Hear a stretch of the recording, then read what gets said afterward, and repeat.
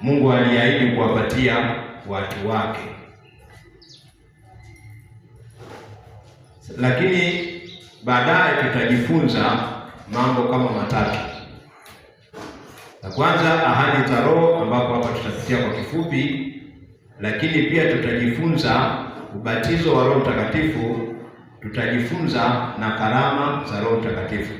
Kwa hiyo kuna ahadi ya kipawa cha Roho Mtakatifu, ahadi ya Roho Mtakatifu, ubatizo wa Roho Mtakatifu na karama za Roho Mtakatifu.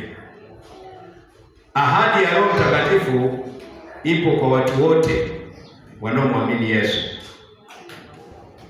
Ahadi ya Roho Mtakatifu ni kwa wale wote wanaomwamini Yesu bila kujali jinsia zao. Mungu wetu aliahidi siku ile ya Pentekoste. Sisi tunaitwa au tunajiita wa Pentekoste. Lakini neno Pentekoste maana yake ni 50. Yaani kama wewe unavyohesabu katika lugha yako ya Kiswahili 1 2 3 4 5 6 49 50. Sasa wao Waebrania 50 wanaita Pentekoste. Sasa unaweza ukaulizwa, ni mnajiita kanisa la Pentekoste, hilo la kwanza mpaka la 49 ni kanisa gani?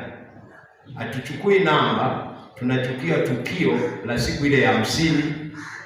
Tukio lililofanyika siku ya 50 ni ujazo wa Roho Mtakatifu kwa wanafunzi wa Yesu.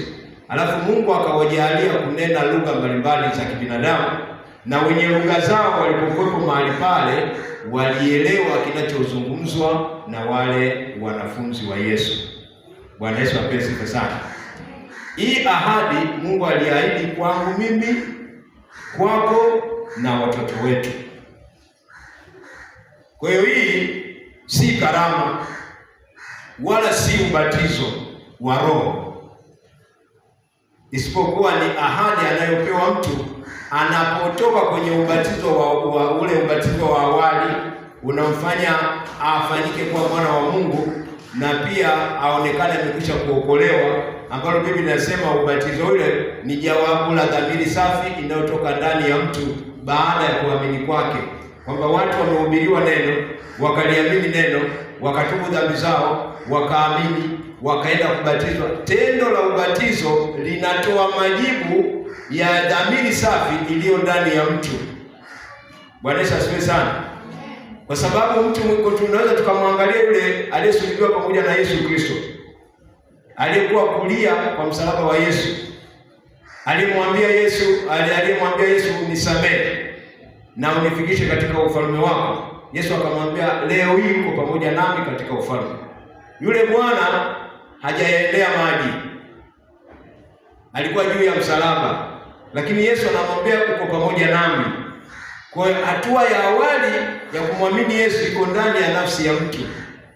Yeye kama yeye, na Roho wa Mungu anamjua mtu huyo, kwamba huyu amenigeukia, amenikubali. Roho wa Mungu anajua, na mwenye kuamini amejua.